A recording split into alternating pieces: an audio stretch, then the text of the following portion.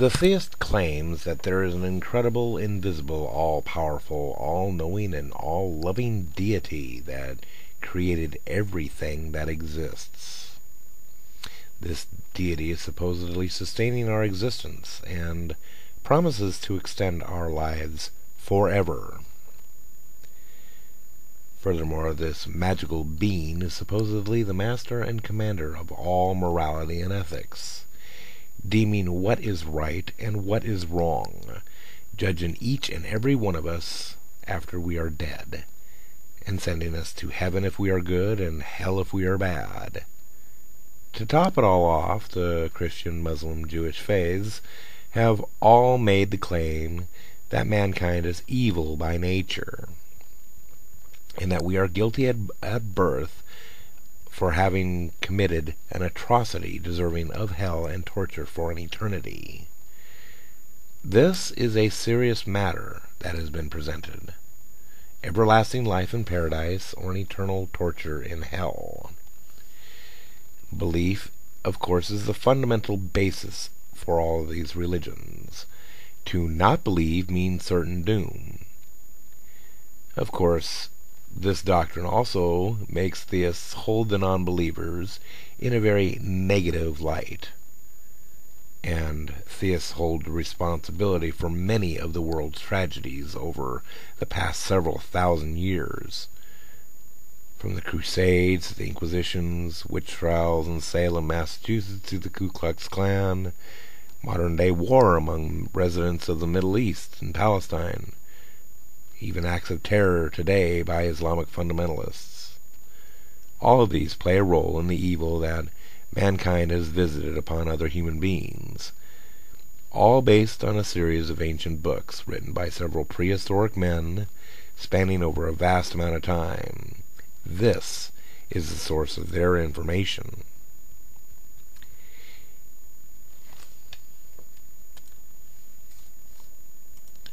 First, we need to establish what this thing is. It is logically necessary in continuing with this fact-finding mission that we are undertaking to know what it is that we are talking about. Of course, this is of utmost importance. We must know what it is that will hold us responsible for acts that we had nothing to do with over 6,000 years ago. We must know what it is that is responsible for the mindless killing and torture. We must know what it is that tells us to do these horrible things. For everything else in the known universe, we have something called an affirmative ontology for what it is, or appears to be. And this is the primary challenge for theists. What is God? In Aristotle's classic logic, we must first identify what this thing is before we can even go on with the conversation. But after just a few seconds, we can see that there is no affirmative primary attribute for what this thing is. Many theists attempt to circumvent this requirement by stating that God is a spirit, or God is love. Now, to state that God is a spirit is to say that it is not of the material world, thereby making its attribute a negative attribute that tells us what it is not. To state that God is love is to attach an animal emotion to it as an abstract.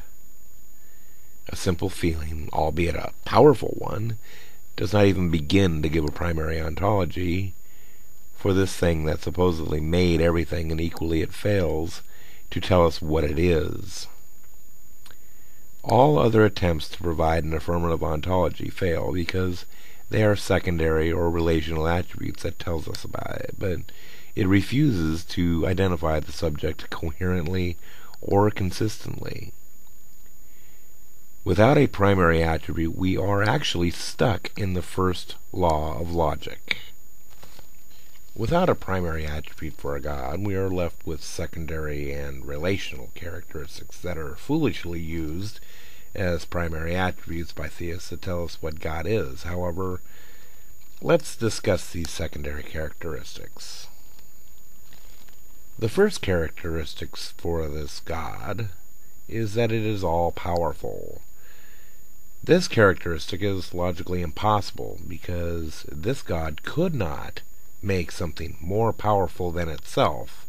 Otherwise, it would not be all-powerful, because the potential for more power to exist would render itself less than all-powerful. Equally, if the God cannot create something more powerful, then equally it is not all-powerful. This is called a paradox, and it cannot be resolved.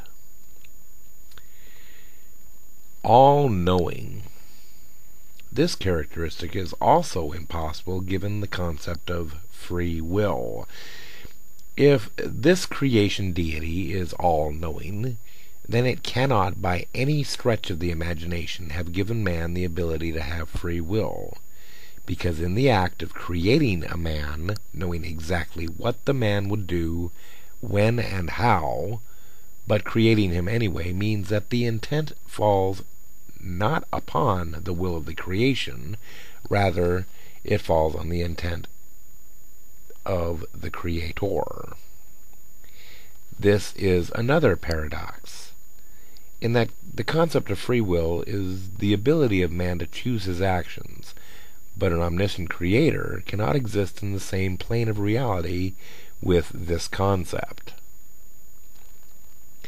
All-loving. Here is a particularly strange characteristic given the scriptural information that we have. Supposedly, this creator will send non-believers to a place of terrible torment and torture. Now, this creator, who supposedly loves all of its creation, is willing to visit the worst act possible, torture and pain upon its creation for an eternity. Now, in this world, we have seen great evil visited upon people, but one of the most heinous acts is to willingly torture any living creature for any amount of time, much less for an eternity. In an attempt to understand this, we must place ourselves in the position of a deity, a creator, and come up with something living that we can create, that we actually love. And the only thing that comes to mind is children. Now, this is what the Abrahamic God supposedly calls its creation, so it is fitting. We love our children with every fiber of our being. To do less would dub any person as a sociopathic nut job.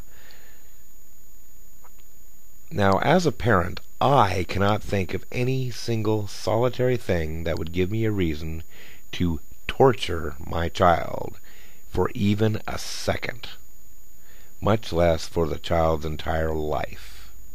Even if my child was the most evil, heinous, murderous bastard on the face of the planet, I could never, repeat, never torture my child. Now, what prevents me from doing this? Love. So, this magical deity has failed on all three counts in this list of secondary characteristics. This God cannot be all-powerful because it is logically impossible.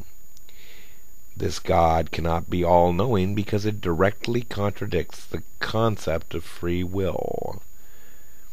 This God cannot be all-loving because it's capable of doing something that love would prevent from ever happening in the first place.